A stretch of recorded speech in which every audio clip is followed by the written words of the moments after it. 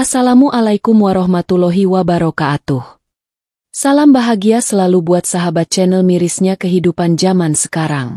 Mari kita simak dan mulai ceritanya.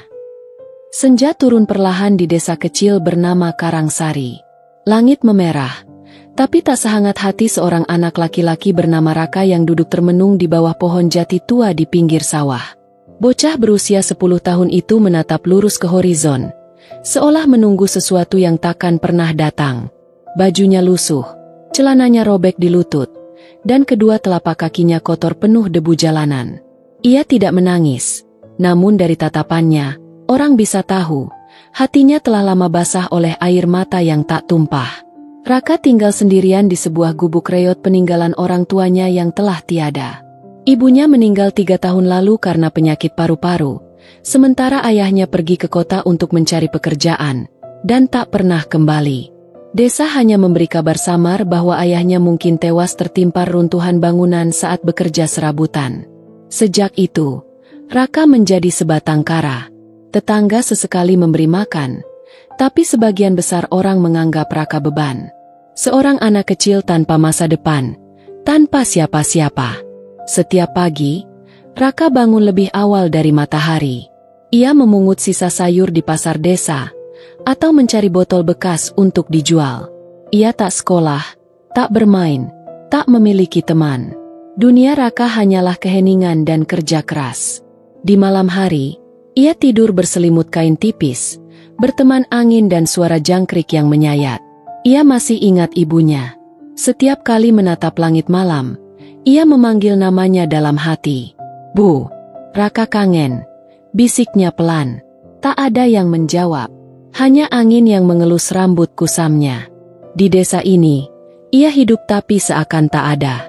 Dan senja hari ini, seperti senja-senja sebelumnya, hanya menambah sunyi di hati anak kecil yang telah kehilangan segalanya.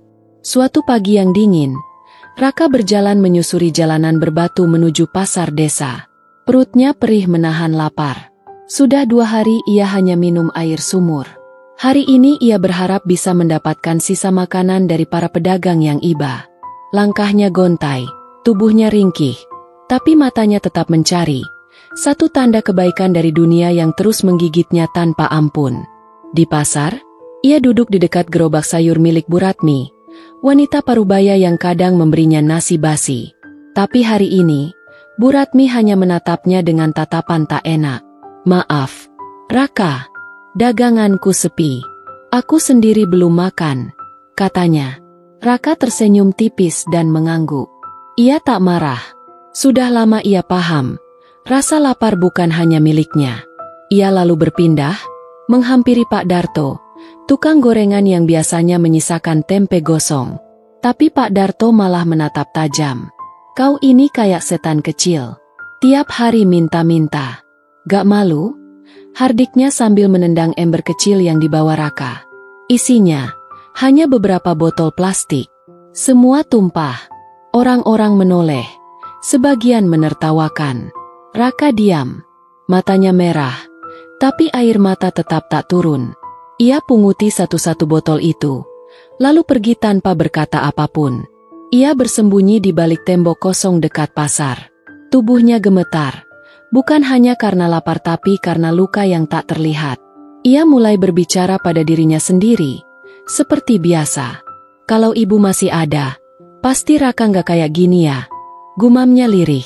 Sore hari, ia kembali ke gubuk. Dalam genggamannya, hanya ada sekantong kecil nasi sisa yang diberikan oleh seorang kakek pemulung. "Kamu seperti cucuku," kata sang kakek sambil mengelus kepala Raka. Sentuhan itu membuatnya nyaris menangis, tapi ia tahan. Di dunia yang kaku ini, kelembutan adalah hal langka. Malam itu, Raka makan perlahan. Sepiring nasi dingin terasa seperti hidangan raja. Namun, saat ia hendak tidur, hujan deras turun. Atap gubuknya bocor. Ia meringkuk di pojok ruangan, memeluk lutut, menggigil. Petir menyambar, dan untuk pertama kalinya setelah lama, Raka menangis. Tak tertahan. Hujan menyamarkan tangisannya, tapi malam tahu, hati kecil itu telah pecah berkeping-keping. Hari-hari berlalu, dan musim berganti. Raka makin kurus. Kulitnya menggelap oleh matahari, pipinya cekung, dan matanya semakin redup. Namun ada satu hal yang tak pernah ia lewatkan. Duduk di bawah pohon jati tua setiap senja, menatap langit dan menggumamkan doa-doa kecil. Ya Tuhan, kalau boleh, ambil saja aku. Aku capek. Bisiknya suatu sore. Namun angin hanya membawa doanya pergi. Tak ada jawaban. Suatu hari, Raka menemukan seekor anak kucing tergeletak lemas di tepi jalan. Bulu kucing itu kotor, tubuhnya luka. Raka mendekat dan menggendongnya. "Kamu juga sendirian ya?" katanya pelan. Sejak hari itu, kucing kecil itu menjadi temannya. Raka menamakannya Bintik, karena bulu putihnya yang penuh bercak coklat. Mereka berbagi apapun, nasi basi, sisa air, bahkan kehangatan tubuh saat malam membeku. Meski kelaparan, Raka tak pernah lupa membagi makanan untuk Bintik. Setiap kali Bintik mengeong, Raka tertawa kecil. Untuk pertama kalinya sejak lama, senyum itu kembali ke wajahnya. Namun nasib belum selesai menguji. Suatu sore, saat Raka mencari botol di dekat jalan besar, seekor motor melaju kencang dan menabrak Bintik yang sedang menyeberang. Tubuh kecil itu terpental dan tak bergerak. Raka berlari, berteriak memanggilnya. "Bintik, bangun! Bintik!" Tapi Bintik hanya diam. Mata kecilnya terbuka namun kosong. Raka memeluk tubuh dingin itu erat. Ia menjerit, memanggil nama yang hanya dikenal oleh dirinya dan langit. Tak ada orang yang peduli. Pengendara motor itu bahkan tak berhenti. Hari itu, Raka kembali ke gubuk sambil membawa tubuh Bintik. Ia menggali tanah dengan tangan kosong di belakang gubuk, lalu menguburkan sahabat kecilnya. Di atas tanah itu, ia letakkan batu kecil dan sehelai daun jati. Malam itu, Raka tak makan. Ia hanya duduk menatap kuburan kecil itu sambil menangis pelan. "Sekarang kamu udah tenang ya, Tik? Tinggal aku yang belum." Langit malam tampak lebih gelap dari biasanya, seolah turut berduka. Dan di dalam gubuk yang makin lapuk itu, tinggal seorang anak yang makin kehilangan arti hidupnya. Hari-hari setelah kepergian Bintik terasa lebih sunyi dari biasanya. Gubuk reot itu seperti makam bagi dua jiwa. Satu yang telah dikubur, dan satu lagi yang perlahan mati meski masih bernafas. Raka tak lagi ke pasar, tak lagi memungut botol. Bahkan pohon jati tua tak pernah ia datangi lagi. Ia hanya berdiam, duduk di sudut gubuk dengan mata kosong menatap lantai tanah.